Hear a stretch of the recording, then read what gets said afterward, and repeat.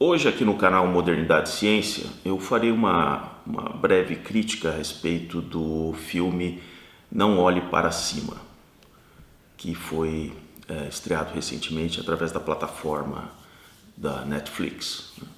Como algumas pessoas me perguntaram, né, qual que seria ali a minha avaliação, eu decidi então fazer esse vídeo. Então, para aqueles que estão chegando aqui no canal Modernidade e Ciência, coloque aí o seu joinha se você gostar aqui do conteúdo, se inscreva no canal. Então vamos aqui à análise do filme. Eu tenho já outros vídeos aqui no canal que eu trato de um tema que eu denominei, que chama-se antropologia espacial, que é tudo uma questão lúdica e como que não só os meios de comunicação, os governos se aproveitam de todo um sentimento humano, né? Desde da antiguidade, olhar para o céu estrelado, imaginar esses mundos distantes, né, de onde viemos, para onde partiremos um dia. Então, os filmes que têm essa abordagem espacial, mesmo que seja uma questão de catástrofes vindas do espaço, sempre tiveram aí um local reservado aí na história cinematográfica, né? 2001, Odisseia no Espaço, por exemplo, um filme bastante clássico nessa linha, né?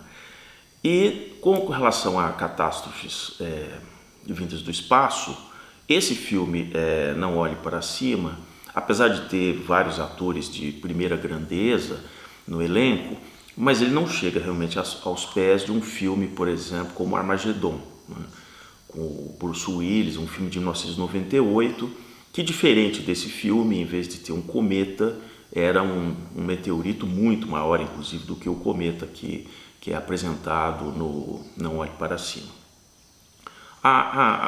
Por que eu estou fazendo essa referência com o Armagedon de 1998? Porque na concepção do filme do Armagedon, ele não se propõe a ser um filme crítico, coisa que no Não Olhe Para Cima ele já nasce de uma concepção para criar realmente uma ironia em relação aos atributos daquilo que é conhecido como ciência, como se ela fosse uma coisa simplesmente por consenso, coisa que não é. O método científico não leva assim ao consenso, né? Em raríssimas situações isso pode acontecer quando nós nos deparamos com as leis físicas, aí sim, mas no método científico você necessariamente precisa ter a confrontação, a dúvida, a contestação, né? Então, no caso do Armagedon, toda a história ela é uma história de aventura, realmente de uma tensão contínua, puxa, será que aquela equipe vai ter sucesso ou não, enfrentando as dificuldades. Então, basicamente é um filme realmente de aventura, né? Vamos chamar assim, uma aventura espacial. Agora, no Não Olhe Para Cima, há um elemento que de cara já desqualifica bastante a ideia do roteiro, que é o fato de que qualquer que seja um cometa que tenha um impacto calculado para 6 meses, como eles calculam ali para a Terra, já seria alguma coisa tão evidentemente comprovada. Nós conseguimos detectar, por exemplo, meteoritos que vão passar a alguns milhões de quilômetros da Terra, que existem centenas de milhares desses meteoritos, com uma antecedência de vários anos. Já existe, por exemplo, um grande meteorito que já tem a previsão da sua passagem muito próximo da Terra para o ano de 2185. Tanto é a precisão que os corpos celestes eles se mantêm no espaço. E um cometa não seria diferente.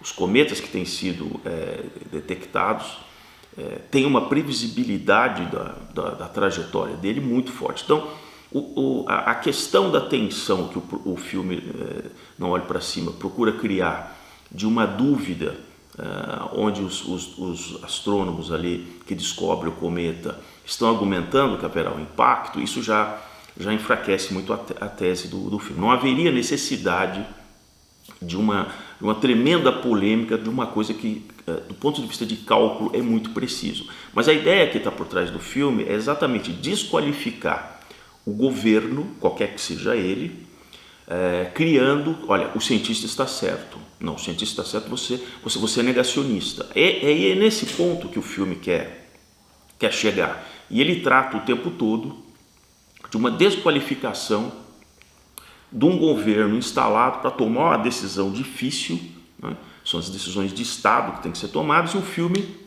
vai ironizando isso, até que no final, não vou, para aqueles que talvez não assistiram, não vou estragar aí contando o final do filme, mas até que no final ele tem um final um tanto quanto previsível, e também um tanto quanto assim, meio desconectado. Eu diria que o filme, o filme como filme, ele é um filme que eu anotei aqui, ele é bastante confuso, ele não tem um foco específico, como você tem várias celebridades como atores, cada um tem ali sua parcela, seu momento ali para aparecer no filme,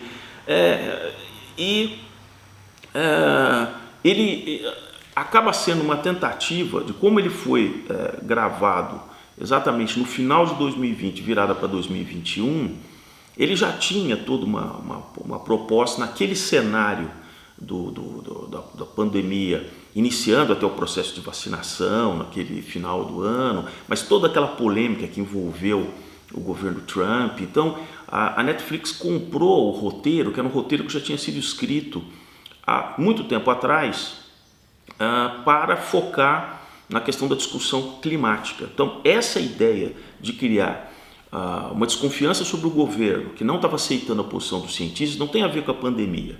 No roteiro original, teria a ver com o aquecimento global, que é aquela mitologia do aquecimento, que uma série de ciências está afirmando e os governos não estão acreditando. Essa era a ideia, o filme já nasceu com esse propósito. Eu acho muito complicado quando um filme ele já nasce para tentar passar uma ideia, uma ideologia, uma coisa assim, quer dizer, em vez de você se focar nos personagens, no roteiro, na trama.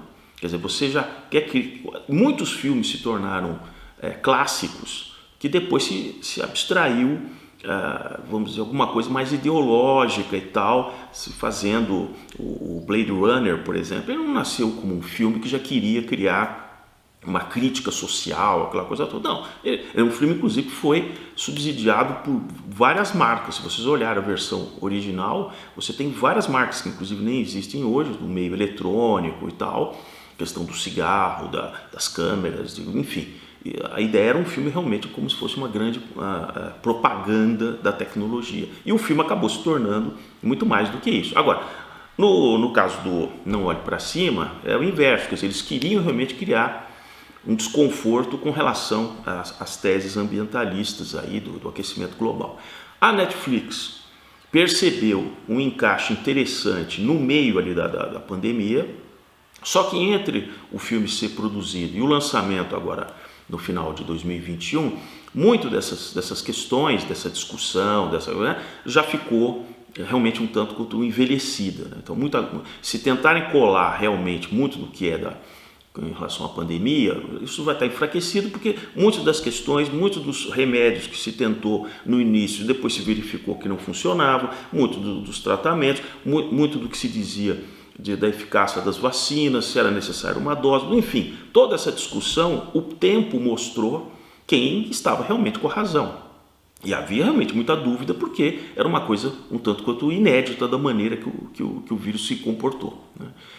Agora, é claro que num cenário, no Brasil, no ponto que nós estamos, muitas pessoas aproveitaram realmente essa ideia por trás do filme, pegando os personagens e tentando fazer uma colagem na situação política do Brasil hoje. Como há uma polarização que vai se intensificar até 2022, com o desdobramento da eleição, muita gente está aproveitando, né, o elenco, a questão da dúvida se o governo segue aquela recomendação, se não segue aquela recomendação, tentando colar isso em cima do roteiro do filme. Mas eu acho isso muito frágil, porque esse não vai ser a última vez em que algum fator externo, ou um filme, ou uma ocorrência, não se coloque também uma analogia, uma alegoria com a situação política no Brasil. vários aí pesquisadores, quer dizer, eu vi reportagens, vi matérias escritas, tentando colar já uma certa politização em relação ao roteiro do filme, o que fica realmente desconexo e até enfraquece para muitas daquelas pessoas que teriam uma certa curiosidade de assistir o filme, só vai gerar mais animosidade, mas realmente eu não vejo como nada muito construtivo. Como filme, sinceramente, eu acho que o diretor, ele mesmo admite que aquilo seria uma espécie de filme de uma ironia mórbida, um filme que pretenderia ser um pouco de um filme engraçado, com um filme de questionamento, mas eu diria que ele não saiu nem para o lado nem outro. Ele é ruim em termos de humor, ruim em termos, como eu já falei, da própria narrativa, de convencimento, e fica ali realmente uma série de personagens que você pode colar o personagem que você desejar do mundo real.